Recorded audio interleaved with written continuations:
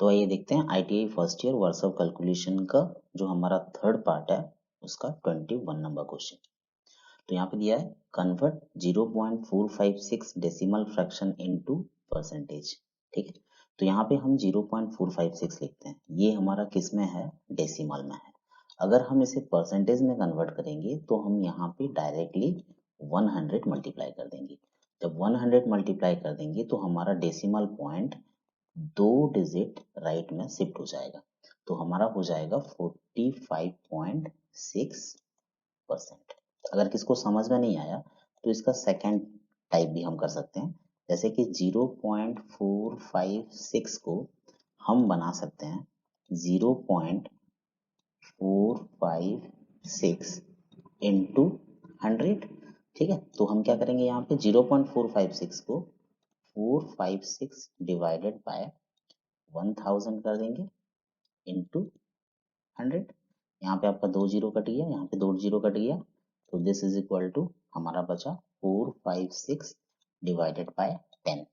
तो 10 अगर डिवाइड करेंगे तो हम कितना 2 जीरो है, 1 जीरो है, तो हमारा यहाँ पे एक पॉइंट लगेगा, कहाँ पे, 6 के 5 के बाद और 6 से पहले, तो हमारा हो गया 45.6%। तो हमारा आंसर है ऑप्शन ए 45.6%। चलते हैं क्वेश्चन नंबर 22। ये ये दिया ना 62, ये थोड़ा एक्चुअली गलत है। एक्चुअली मैंने जो निकाला है ये एक्चुअली क्या होना चाहिए आपका, ये होना चाहिए क्वेश्चन आपका एक्स स्क्वायर प्लस ये बनना चाहिए 6 का स्क्वायर इज इक्वल टू ये होना चाहिए आपका 10 का स्क्वायर। ठीक है, तो इसे सॉल्व करते हैं और हम यहाँ पे दिया है कि what is the value of x. अब इस इक्वेशन में हमें x का वैल्यू पता करना है, तो यहाँ पे हम इक्वेशन को सॉल्व करना पड़ेगा। तो यहाँ पे एक्स स्क्वायर प्लस 6 का स्क्वायर, इसका मतलब 6 इंटू 6 हो गया मेरा 36। दिस इज इक्वल टू 10 का स्क्वायर, 10 इंटू 10 होता है, तो हो गया मेरा 100। तो दैट इम्प्लाइज यहाँ पे मेरा हो गया x square is equal to 100, 36 दाएं ओर चला जाएगा, माइनस 36 हो जाएगा, तो दैट इम्प्लाइज ये बन गया मेरा x square is equal to 64। ठीक है, अब 64 किसका स्क्वायर बनता है, तो x square is equal to 64 8 into 8 से बनता है, तो दैट इम्प्लाइज यहाँ पे मेरा हो गया x square is equal to ये बन जाएगा मेरा 8 का स्क्वायर। तो अब दोनों तरफ कंपेयर करने से मुझे मिल रहा है x इज इक्वल टू 8। ये है 8 है मेरा सही आंसर, तो यहाँ पे 8 है मेरा ऑप्शन सी। ठीक है ना, ऑप्शन सी है सही आंसर। तो देखते हैं question number 23। What is the square root of the decimal number 550.37। तो इसका मतलब हमें निकालना है 550.37 का स्क्वायर रूट। तो पहले हमारा ये 550.37 जो डेसिमल में है हम इसे कन्वर्ट कर देते हैं फ्रैक्शन में, तो हमारा हो जाएगा 550.37 डिवाइडेड बाय 100, इसका होल रूट। अगर होल रूट हो, अगर हमारा यहाँ पे मान लीजिए a बाय बी का अगर होल रूट है तो हम उसे individual root over of a by root over of b कर सकते हैं। तो यहाँ पे हम क्या करेंगे, हम करेंगे root over of 55037 divided by हमारा रूट ओवर ऑफ 100। तो this is equal to root over of 55037 divided by 100 का रूट ओवर, जो 10 इंटू 10 इक्वल टू 100, तो ये हो जाएगा हमारा 10। बस हमें इसका रूट ओवर वैल्यू अभी निकालना है। ओके, तो हम इसका देखते हैं। तो इसके पहले पार्ट में मैं 3 डिजिट का रूट ओवर निकाला हूँ, आप उसको भी जाके पहले देख लीजिएगा, इसके पहले वाले पार्ट में है, तो आपको ये 5 डिजिट वाला रूट ओवर इजी में समझ में आ जाएगा। तो फिर भी अगर जिन लोगों ने नहीं देखा तो पहले इसे भी देख लीजिए, 55037। इसका जब हम रूट ओवर निकालते हैं तो हम दाहिने तरफ से, राइट साइड से, जो कि 7 की तरफ से जोड़ा बना लेते हैं। तो यहाँ पे एक जोड़ा बना लीजिए, यहाँ पे एक जोड़ा बना लीजिए, और 5 है तो यहाँ पे 0 डाल दीजिए, तो ये एक जोड़ा बन जाएगा, क्योंकि बाएं की तरफ 0 रहने से कोई वैल्यू चेंज नहीं होता। अब क्या करेंगे, हम ये जोड़े के हिसाब से लेंगे, यहाँ पे जितना मल्टीप्लाई करेंगे हम यहाँ पे भी उतना मल्टीप्लाई करेंगे। तो मान लीजिए 2 इंटू 2 हमारा हो जाएगा 4, 3 इंटू 3 हमारा हो जाएगा 9। तो यहाँ पे 0,5 है तो 3 इंटू 3 नहीं ले सकते, तो यहाँ पे 2 और यहाँ पे 2 लिए, तो 2 इंटू 2 हमारा हो गया 4। ठीक है, तो यहाँ पे 2 लीजिए, तो यहाँ पे हम लिख सकते हैं 0,4। ठीक है, अब हम 5 से 4 जाने से आ जाएगा 1, जब ये उतरेगा तो टोटल 50 उतरेगा। हो गया। अब हम क्या करेंगे, यहाँ पे जो 2 और ये 2 इन दोनों को ऐड कर दीजिए, 2 + 2 ऐड कर देने से यहाँ पे हो जाएगा 4। बस यहाँ पे 2 बक्सा बना दीजिए। अगर यहाँ पे बक्सा बना दिया तो ऊपर वाले बक्से में जो नंबर लिखना पड़ेगा नीचे वाले बक्से में भी वही नंबर निकला पड़ेगा। तो यहाँ पे मैं 3 लिखता हूँ और यहाँ पे भी 3 लिखता हूँ, तो हमारा 43 इंटू 3, तो मैं यहाँ पे कर देता हूँ 43 इंटू 3, मेरा हो जाएगा 129। ठीक है, तो हम यहाँ पे 129 लिखते हैं। तो हम कितना लिए, 3 लिए थे, तो 23। अब 129, 150 से 129 माइनस करने से हमारा पूरा है 21। अब ऊपर कितना है 37, अब हम 37 को भी नीचे उतार देते हैं। ठीक है, अब हम क्या करेंगे, ये 43 और 3 जो है इसे ऐड कर दीजिए, तो 46 हो जाएगा और फिर से 2 बक्सा बनाइए। अब यहाँ पे जो बक्सा बनेगा, यहाँ पे ऊपर वाले बक्से में जो नंबर रहेगा नीचे वाले बक्से में भी वही नंबर रहेगा, तो हम लेते हैं 4, तो 464 इंटू 4, तो यहाँ पे मेरा हो रहा है 464 इंटू 4, तो 464 इंटू 4 करने से ये मेरा आएगा 1856। तो हम यहाँ पे लिखते हैं 1856। हालांकि आप 1-2 बार चेक कीजिएगा, यहाँ पे अगर 5 लिए और यहाँ पे ऊपर में 5 नीचे में 5 भी लिए, तो अगर वो देखिएगा 2137 से ज्यादा हो जा रहा है तो वो 4 लेना पड़ेगा। ठीक है, आप हिट एंड ट्रायल मेथड में इसे करना पड़ेगा। तो 2137 माइनस 1856, मैंने कितना लिया था यहाँ पे लिख देता हूँ, मैंने 4 लिया था, तो मेरा रिमाइंडर बचेगा 281। अब देखिए, अब यहाँ पे कुछ है नहीं और रिमाइंडर में मेरा 281 बचा है, तो मैं यहाँ पे एक पॉइंट दूंगा। पॉइंट देने के बाद मैं नीचे एक जीरो नहीं 2 जीरो लेके आऊंगा, फिर से मैं वही सेम ट्रिक करूंगा। मेरा 464 और 4 जो है, आप यहाँ पे 460 कितना हो जाएगा 8 ऐड हो गया 464 के साथ 4, और फिर से 2 बक्सा बनाइए। ठीक है, अब यहाँ पे बक्सा बनाने के बाद मैं यहाँ पे लूंगा, मान लीजिए मैं 5 लेता हूँ, तो 4 6 मेरा हो गया 4 6 8 5 इंटू 5, तो ये मेरा कुछ आएगा 2 3 4 2 5 आएगा। ठीक है, तो ये 2 3 4 2 5, बस। तो यहाँ पे रिमाइंडर मेरा हो जाएगा 4 6 7 5। तो मैंने कितना लिया था यहाँ पे 5 लिया था, तो यहाँ पे मैं 5 लिख देता हूँ। ये बस ऐसा चलता रहेगा। तो मेरा लगभग कितना आ रहा है, मेरा यहाँ पे 234.5। तो यहाँ पे मैं इसे थोड़ा मिटा देता हूँ। ठीक है, तो अब मेरा यहाँ पे कितना हो गया, मेरा 55037 का रूट ओवर हो गया मेरा 234.5, और नीचे कितना था, नीचे था मेरा 10, तो ये मेरा हो गया 23.45। तो ये है मेरा आंसर 23.45। और यहाँ पे लगभग नहीं दिया, यहाँ पे और एक डेसिमल अगर यहाँ पे कुछ 8 या 9 आता तो वो राउंड ऑफ कर दिया है, तो 23.46 हम इसे ले सकते हैं, क्योंकि ये 23.45 के लगभग करीब है। तो मेरा ऑप्शन डी है सही आंसर। तो चलते हैं question number 24। What is the value of, ये क्वेश्चन क्या दिया है मुझे समझ में नहीं आ रहा है, सो इस क्वेश्चन को हम छोड़ देते हैं क्योंकि ये क्वेश्चन में ही कुछ गलत है। ठीक है, तो हम नेक्स्ट क्वेश्चन में चलते हैं। तो देखते हैं क्वेश्चन नंबर 25।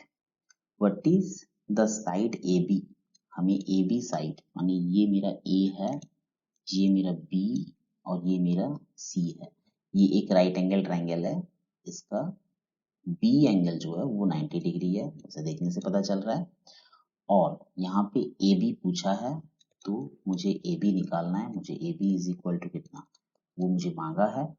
और यहाँ पे BC मेरा दिया है 6 सेंटीमीटर, तो यहाँ पे BC कौन है, ये मेरा BC है और ये दिया है मेरा 6 सेंटीमीटर, और यहाँ पे AC दिया है मेरा, ये वाला लाइन मेरा AC है, और AC दिया है मेरा 10 सेंटीमीटर। ठीक है, तो यहाँ पे मुझे मांगा है AB का वैल्यू कितना है।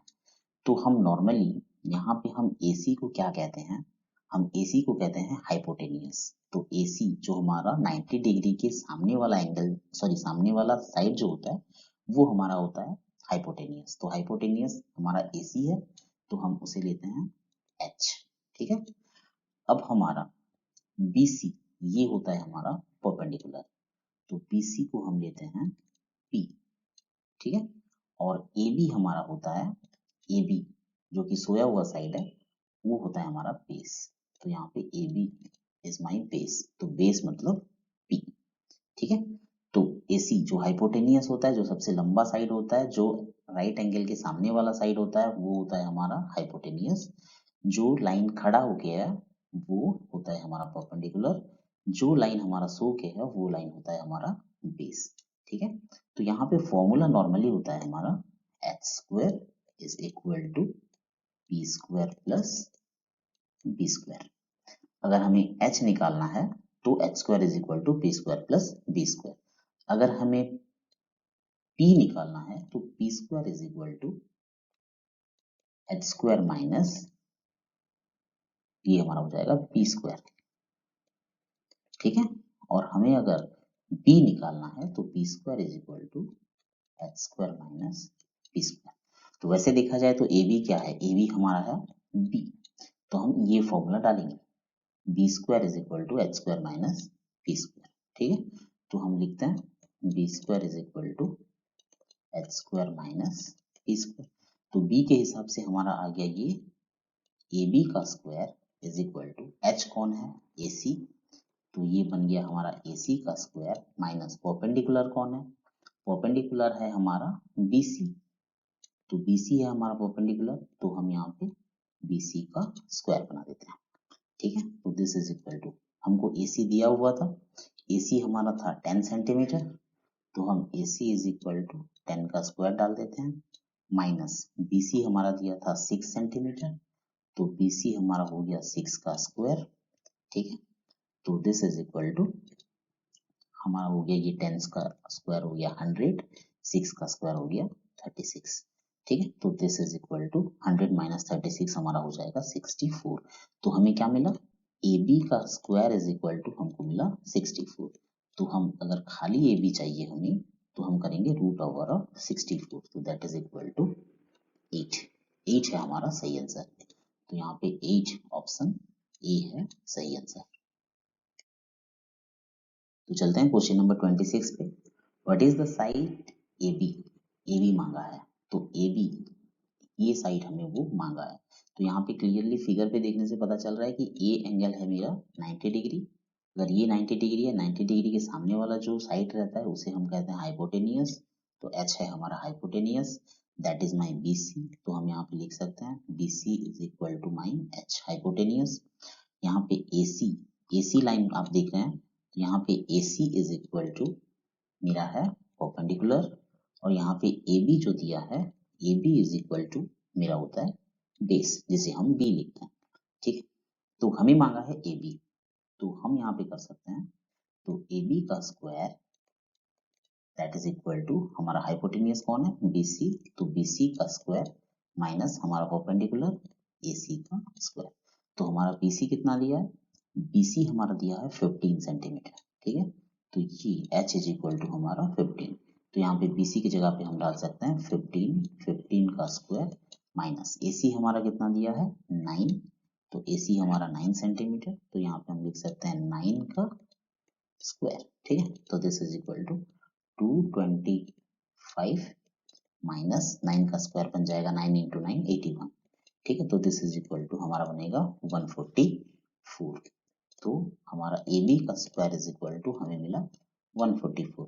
तो हमारा AB कितना होगा, तो AB is equal to square is equal to 144, तो AB is equal to root over of 144, जो कि हमारा रूट ओवर ऑफ 12 इंटू 12, तो रूट ओवर अगर कट जाएगा तो हमारा निकलेगा 12। तो हमारा आंसर है AB इज इक्वल टू 12। ठीक है, तो यहाँ पे ऑप्शन 12 जहाँ पे होगा ऑप्शन डी है हमारा सही आंसर 12। तो चलते हैं question number 27। What is the value of the side AC। अब यहाँ पे हमें AC मांगा है, मतलब हमें ये साइड मांगा है। हमारा B एंगल है 90 डिग्री, ठीक है ना। तो 90 डिग्री के सामने वाला जो होता है वो क्या होता है हमारा हाइपोटेनियस, जो कि सबसे बड़ा लाइन होता है। और हमारा AB हो जाएगा बेस और BC हो जाएगा हमारा परपेंडिकुलर, ठीक है। अब हमें क्या दिया, AB का वैल्यू दिया है 7, तो यहाँ पे AB हो गया, ये हमारा वैल्यू दिया है 7, ठीक है। और हमारा BC दिया है 5, तो ये हमारा दिया है 5। तो ये हाइपोटेनियस, हमें ये सबसे लंबा साइड मांगा है, ठीक है।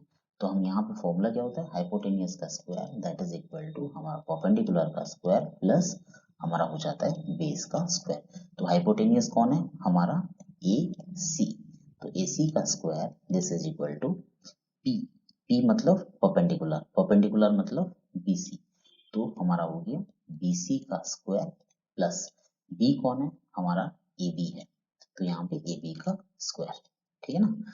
तो दिस इज इक्वल टू, तो BC का स्क्वायर क्या हो जाएगा, BC का स्क्वायर, तो BC कितना है 5, तो हमारा हो गया 5 का स्क्वायर प्लस हमारा AB इज इक्वल टू 7, तो 7 का स्क्वायर, तो दिस इज इक्वल टू हमारा हो गया 25 प्लस ये हो गया 49, तो 25 प्लस 49 हमारा निकलेगा 74। तो यहाँ पे हमारा AC का square this is equal to 74, तो यहाँ पे खाली AC, तो AC साइड बनेगा हमारा 74 का रूट ओवर, तो ये हमें निकालना पड़ेगा। तो 74 का रूट ओवर निकाल के चेक करते हैं, तो 74, तो मैंने पहले क्या बोला था, पिछले वाले में बहुत सारे मैं क्वेश्चन में मैं रूट समझा चुका हूँ। तो यहाँ पे पहले आप जोड़ा बनाइए, 2 है तो आराम से एक जोड़ा बन जाएगा। तो हम जब भी लेंगे डायरेक्टली 74 को लेंगे, तो यहाँ पे जितना मल्टीप्लाई करेंगे इधर भी हमें उतना मल्टीप्लाई करना पड़ेगा, ठीक है ना। तो हमारा यहाँ पे 8 इंटू 8 हमारा होता है 64, और हमारा 9 इंटू 9 हमारा होता है 81, जो कि 74 से ज़्यादा हो जा रहा है। तो हम यहाँ पे 8 डालते हैं, यहाँ पे भी हम 8 डालते हैं, तो हमारा बन जाएगा ये 64, ठीक है। अब आ गया कितना 10। अब मैंने क्या कहा था 8 और 8 इन्हें आप ऐड कर दीजिए और यहाँ पे लिखिए, तो ये हमारा 8 प्लस 8 हो गया 16। अब यहाँ पे 2 बक्सा बना दीजिए, ठीक है। अब 16 तो 10 से बड़ा है, तो मुझे यहाँ पे पॉइंट देना पड़ेगा, और यहाँ पे एक पॉइंट दिया, जब रूट ओवर निकाल रहा हूँ तो 2 जीरो देना पड़ेगा। अब ऊपर वाले बक्से में मैं जो लिखूंगा नीचे वाले बक्से में भी वही लिख के मल्टीप्लाई करूंगा, तो हम ले लेते हैं लगभग 6, तो 166 इंटू 6 इज इक्वल टू हमारा होता है 996, तो मैंने यहाँ पे 6 लिया, तो 6, तो ये हो गया मेरा 4। तो देखिए 8.6 आ रहा है, तो 8.6 हमारा ऑप्शन है, ऑप्शन बी दिया 8.6, तो 8.6 है हमारा सही आंसर। तो चलते हैं question number 28। What is the length of L2 if the total length L is 2.75 metre. इसका मतलब है एक लेंथ है, उस लेंथ, ये मेरा टोटल लेंथ है यहाँ से यहाँ तक, ये मेरा टोटल लेंथ है L, जो L है मेरा वो है मेरा 2.75 मीटर। ये टोटल L मेरा L1 एंड L2 में डिवाइड हो गया, मतलब ये टोटल लेंथ जो है इसे मैंने 2 पार्ट में डिवाइड किया। कैसे, एक पार्ट अगर एक साइड, ये है मेरा L1 पार्ट, ये मेरा L2 पार्ट, तो L1 अगर 2 पार्ट होता है तो L2 उसका 3 पार्ट होता है। तो वैसे तो L कितना पार्ट हो जाएगा, तो L हो जाएगा मेरा L1 2 पार्ट है और L2 मेरा है 3 पार्ट, ठीक है। तो L1 है मेरा 2 पार्ट, L2 है मेरा 3 पार्ट, तो टोटल L बन जाता है 5 पार्ट। तो मैंने यहाँ पे किया 5 पार्ट इज इक्वल टू, तो टोटल मेरा 5 पार्ट है, तो 5 part is equal to 2.75 metre. तो मेरा एक पार्ट कितना बनेगा, एक पार्ट निकालने के लिए मैं डिवाइड करूंगा 2.75 डिवाइडेड बाय 5, ठीक है। तो इसे मैं एक काम करता हूँ, इसे मैं कर देता हूँ 275 डिवाइडेड बाय, यहाँ पे 100 हो जाएगा क्योंकि पॉइंट को मैंने फ्रैक्शन में कन्वर्ट कर दिया, और नीचे मेरा 5 है तो यहाँ पे 5 हो जाएगा, ठीक है। तो यहाँ पे मेरा 5 5 जा 25, 27 से 2 बचा, फिर से 5 5 जा, तो मेरा आता है, तो this is equal to, this is my 55/100, ठीक है ना। तो 55/100 मेरा हो जाएगा। इसे फिर से मैंने डेसिमल पे कन्वर्ट कर दिया तो 0.55 आएगा। ये कितना हुआ, एक पार्ट का 0.55। तो मुझे क्या मांगा है, L2 मांगा है, ठीक है ना। L2, तो मेरा L2 कितना है, तो यहाँ पे क्वेश्चन में दिया था L1:L2 इज इक्वल टू 2:3। तो मेरा L2 कितना है, मेरा L2 है 3 पार्ट, ठीक है। तो और L1 कितना है, 2 पार्ट। तो मुझे क्वेश्चन में मांगा है L2, तो मेरा L2 इज इक्वल टू मेरा 3 पार्ट और एक पार्ट का कितना निकला था 0.55, तो 0.55, तो दिस इज इक्वल टू मेरा हो जाएगा 1.65 मीटर। तो यहाँ पे 1.65 दिया, हाँ ऑप्शन सी है सही आंसर। देखते हैं question number 29। How many days A mechanic takes to assemble 64 machines if he assembles 8 machines in 3 days। यदि एक मैकेनिक को 8 मशीन को असेंबल करने के लिए 3 दिन लगता है, 8 मशीन को असेंबल करने के लिए 3 दिन लगता है, तो 64 मशीनों को असेंबल करने के लिए उसे कितना दिन लगेगा, ठीक है। तो मैं यहाँ पे करता हूँ 8 मशीन, यहाँ पे मैं मशीन का शॉर्टकट दे देता हूँ MC। 8 मशीन को करने के लिए उसे लगता है 3 दिन, मतलब 3 डेज, ठीक है। तो एक मशीन को करने के लिए उसको कितना दिन लगेगा, एक मशीन को करने के लिए उसे लगेगा 3/8 डेज, ठीक है। तो 3/8 डेज। तो मुझे कितना टुक मशीन मांगा है, 64 मशीन। तो 64 मशीन को असेंबल करने के लिए उसे लगेगा 3/8, क्योंकि एक को उसे अगर 3/8 डेज लग रहा था तो 64 को उसे लगेगा 3/8 इंटू 64। तो कट रहा है 8 8 जा 64, ठीक है। तो यहाँ पे बचा एक 3 और 8, दैट इज इक्वल टू 24। 8 3 जा 24, 24 डेज। तो यहाँ पे मेरा ऑप्शन सी है सही आंसर। तो देखते हैं question number 30। What will be the RPM? RPM मतलब रोटेशन पर मिनट, ठीक है। RPM इज इक्वल टू, ये हमारा हो गया रोटेशन पर मिनट, ठीक है। तो what will be the RPM of smaller gear if a 180 mm dia meshes with 60 mm dia gear and the bigger gear makes 60 RPM? इसका मतलब है कि दो गियर है, यहाँ पे गियर का क्या होता है, नॉर्मली दांत होता है ना। तो यहाँ पे दो गियर हैं, एक बड़ा वाला गियर है और एक छोटा वाला गियर है, ठीक है।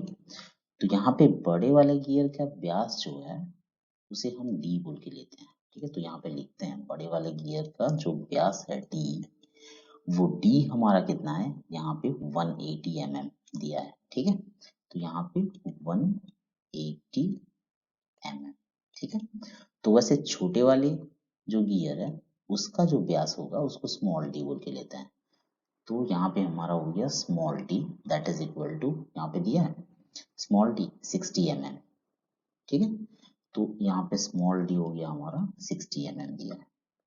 अब बड़े वाले गियर कितना चक्कर लगाता है, वो चक्कर लगाता है हमारा 60, बिगर गियर मेक्स 60 RPM, मतलब जो बड़ा वाला गियर है वो 60 रोटेशन पर मिनट करता है। तो हम यहाँ पे एन देते हैं, मतलब ये हमारा जब घूमेगा 1 मिनट में 60 बार रोटेशन घूमेगा, ठीक। तो उसके हिसाब से ये भी घूमेगा, क्योंकि ये दोनों के दांत क्या है, अटैच है, ठीक है। तो बड़े वाले गियर का जो रोटेशन है वो हमारा है 60 बार, ठीक है। तो वैसे छोटे वाले गियर का रोटेशन वो हमें पर मिनट मांगा है, मतलब वो कितना है हमें पता नहीं है, ओके, ठीक है।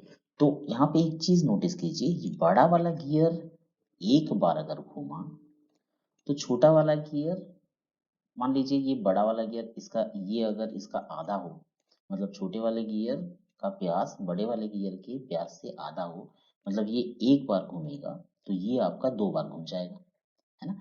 लेकिन दोनों डिस्टेंस कवर सेम करेंगे, मतलब मान लीजिए कि एक डिस्टेंस है यहाँ से यहाँ तक, और यहाँ पे बड़ा वाला गियर उसे घूम घूम के आने के लिए, यहाँ तक पहुंचने के लिए वो मान लीजिए 2 बार रोटेट मार रहा है, ठीक है। तो वहीं छोटा वाला गियर यहाँ से यहाँ तक पहुंचने के लिए अगर इसका व्यास, बड़े वाले गियर का व्यास छोटे वाले गियर के व्यास का डबल है और वो 2 बार ले रहा है, तो छोटे वाले गियर वो क्या करेगा, वो 4 बार रोटेट मारेगा, लेकिन डिस्टेंस तो सेम ही पहुंचेगा। मतलब इसे 2 बार रोटेट मारना पड़ रहा था, लेकिन इसे वही डिस्टेंस जाने के लिए यहाँ से यहाँ तक 4 बार रोटेट मारना पड़ रहा है, मतलब 4 बार चक्कर लगाना पड़ रहा है, ठीक है। तो इसके हिसाब से इसका एक डायरेक्ट फॉर्मूला है, वो देखिए। इसका मतलब बड़े वाले गियर का जो व्यास है इनटू बड़े वाले गियर का रोटेशन पर मिनट इज इक्वल टू छोटे वाले गियर का व्यास इनटू छोटे वाले गियर का रोटेशन पर मिनट। अब हम यहाँ पे डाल देते हैं वैल्यू। तो हमारा डी का वैल्यू कितना है 180, एन का वैल्यू कितना है 60, स्मॉल डी दिया है 60, स्मॉल एल एन वो हमारा हमको मांगा है, ठीक है। तो हम यहाँ पे, तो ये 60 यहाँ पे मल्टीप्लाई, हमको तो ये मांगा है, तो ये 60 इधर आने से डिवाइड हो जाएगा। तो हमारा हो गया 180 इंटू 60 डिवाइडेड बाय हमारा हो गया 60, this is equal to n. तो एन क्या है, छोटे वाले गियर का रोटेशन पर मिनट। तो आप यहाँ पे डायरेक्टली 60 के साथ काट दीजिए, यहाँ पे एन हो गया, एन इज इक्वल टू मेरा हो गया 180 आरपीएम, ठीक है। तो 180 आरपीएम ऑप्शन डी है सही आंसर। तो बच्चों पार्ट 3 को आज इतने में स्टॉप करते हैं, बहुत ही जल्दी मिलते हैं पार्ट 4 में। तो जाने से पहले अगर वीडियो आपको अच्छा लगा तो लाइक शेयर सब्सक्राइब और कमेंट करना मत भूलिएगा। तब तक के लिए टेक केयर।